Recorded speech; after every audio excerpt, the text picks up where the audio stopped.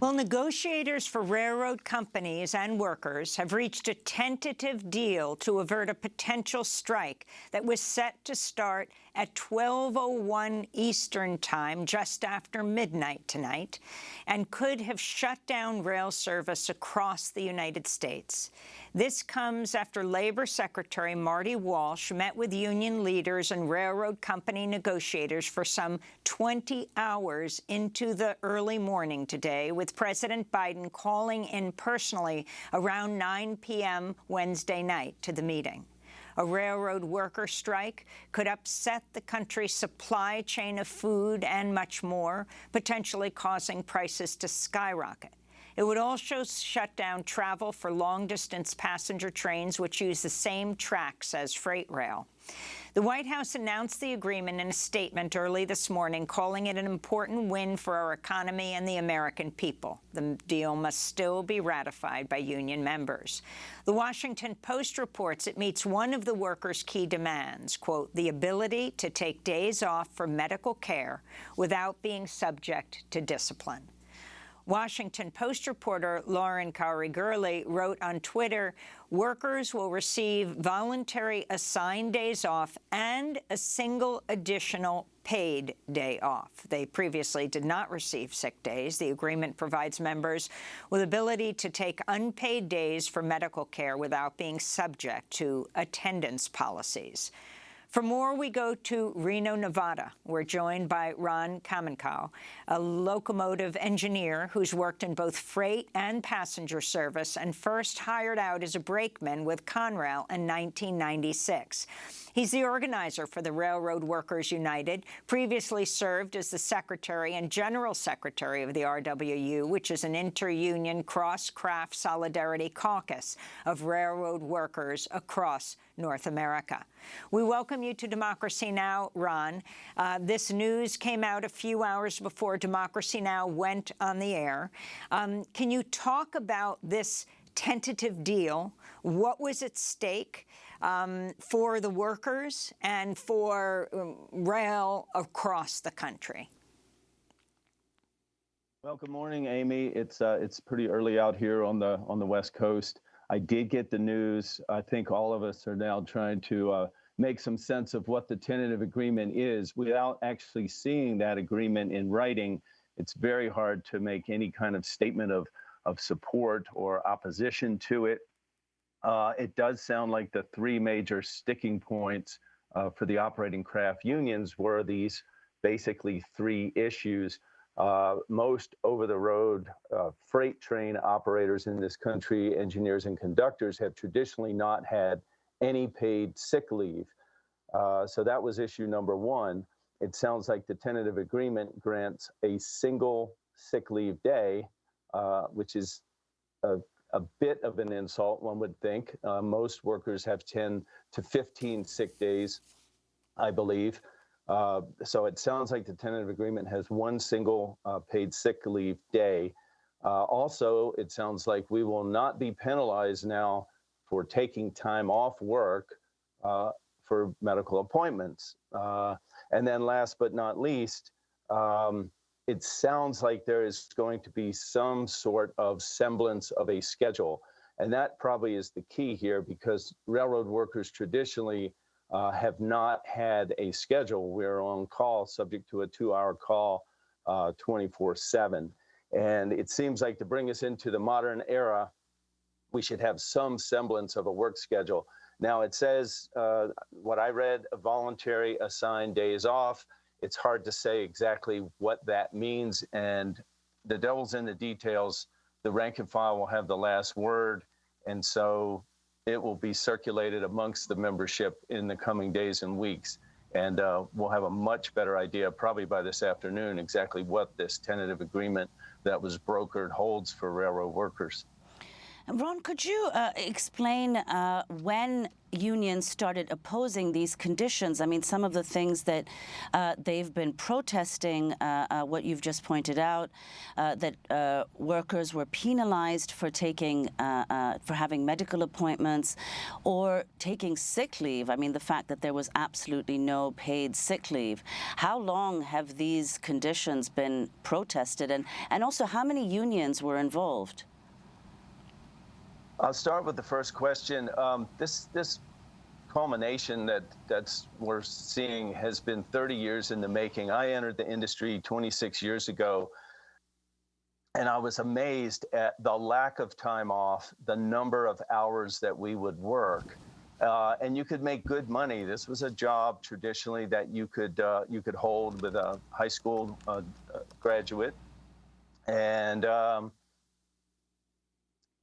there was a time when railroad workers actually had the ability to do what's called mark off. If you were a brakeman, conductor, engineer, and take a week or two off to take care of business, get some rest, enjoy a new romance, go to Florida. We lost all that, and now it's lean and mean. They do not want one more worker on the payroll than absolutely necessary. So we lost the rights to be able to work when we want and not when we don't want to work. And that has been getting more and more restrictive with the passing years. We've never had sick time, but recently it wasn't really an issue because the right to work when you wanted to and not when you didn't want to was considered one of the perks and benefits of a railroad job in the operating crafts. That has gone away completely and been replaced by harsh attendance policies. And this trend has accelerated, particularly under the new operating plan that has most all of the big Class I railroads in its grips right now, which is this thing called precision scheduled railroading, which is just a fancy way of saying lean and mean production. We're going to cut maintenance, we're going to cut costs, we're going to cut staffing, and otherwise do whatever we can to pump up the stock price, increase the profitability of the carrier, reduce the operating ratio, and so forth. And one of those ways to do that is assumed is to get more work out of the existing workforce. And it's made for a completely miserable situation in recent years. It was already bad 25 years ago when I was in the freight industry. And so what we're seeing now is workers with 5, 10, and 20 years seniority leaving the industry, something that was unheard of even 10 years ago, is now very, very commonplace.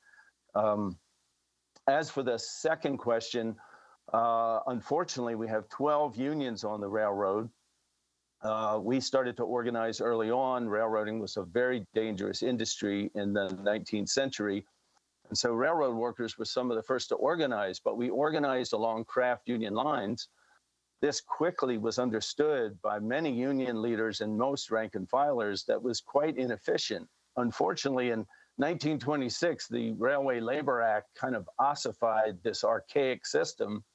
And to this day, we're still left with 12 different unions, all at the bargaining table, who have the ability to cut deals, reach tentative agreements on their own. And some of these unions actually have a very small number of members. So at the end of the day, the whole bargaining of railroad workers would be made much more streamlined. And I believe railroad workers would have a lot more power if we could go into bargaining with these Fortune 500 corporations, the Class I carriers, united as one single organization. But unfortunately, that's not the case. And Ron, the deal still has to be ratified by union members. Do you think that's likely? It's hard to say. There's a lot of discontent out there. Railroad workers believe that this was our time. There was conditions in our favor. The labor movement is on the resurgence. The supply chains are a mess. The rail carriers are desperate for employees. There's a lot of momentum on our side, and there's a lot of deep anger and resentment. The fact that the rail carriers have made record profits for much of the last 25 years. The rail carriers actually made record profits right through the recession of 2008 and 9. They made record profits right through the pandemic. And today, well, excuse me, as we speak, there are probably hundreds of freight trains standing idle, awaiting for rested crews, because the rail industry cut to the bone so deep that they simply do not have enough employees, conductors and engineers, and also machinists and maintenance workers to keep things together to properly operate the railroad. And yet they're still making record profits right through this debacle. And so it would seem that one of the ways to alleviate the crisis in rail right now would be to advance workers' conditions to make the job once again more pleasing, to retain employees, and to make it easier to recruit. Very few people want to work for the railroad now. In the old days, railroad workers would advise their children to get jobs on the railroad. That pretty much is a thing of the past. And finally, it's Ron, very unlikely. The significance of this going right to the top. I mean, for this negotiation to go on for 20 hours with Marty Walsh, the Secretary of Labor, then Biden calling in at 9 o'clock, considered the most pro-labor president in history. What this meant for the deal to be sealed this morning. I shouldn't say sealed because the rank and file decide that in the end, but for those at the table to say they have a tentative agreement at just after 5 Eastern time this morning. I'm sorry, Amy, what is the question? The significance of Biden weighing in. And do you think that he weighed in on the side of the workers? I mean, enormous pressure brought since, what, 1/3 of the freight in this country is carried by rail, not to mention Amtrak canceling all its long-term train itineraries for people traveling in passenger rail. So the stakes were extremely high. Does that put more pressure on the owners or on the workers? Well, I think there's a huge amount of pressure on the workers right now after all of this kind of circus that to vote for this tentative agreement. There's always this idea that, you know, workers are greedy, they're overpaid and so forth. If you look at the demands here, of course, they're not really very economic. We're talking about having some semblance of a schedule. We're talking about sick leave, which most workers in highly developed industries and highly unionized industries have had for decades, dating back into the mid of the last century. And then, of course, being able to negotiate attendance policies, that was another issue that apparently has been placated by simply saying you're not going to be penalized for taking time off for medical reasons. But that leaves the harsh attendance policy on many carriers still in effect. So all I can say is the rank and file will have the final word. There's a huge level of discontent amongst much of the rank and file. As we noticed just yesterday, the rank and file of the Machinists Union, which was the first set of union officials to agree to a tentative agreement, the rank and file did vote that tentative agreement down. So it remains to be seen what the conductors union and the engineers union and the others do in the coming days and weeks. And we'll continue to follow this closely. Ron Kaminkow, we want to thank you very much for being with us. Your Locomotive engineers, worked in freight and passenger service, organizer for the Railroad Workers United. Coming up, we go to Ukraine. We'll speak with the artist Molly Crabapple. She's just back from Ukraine, about her latest piece for the New York Review of Books, In the Shadow of Invasion. And we'll speak to a Ukrainian motorcyclist she features in her piece. Stay with us.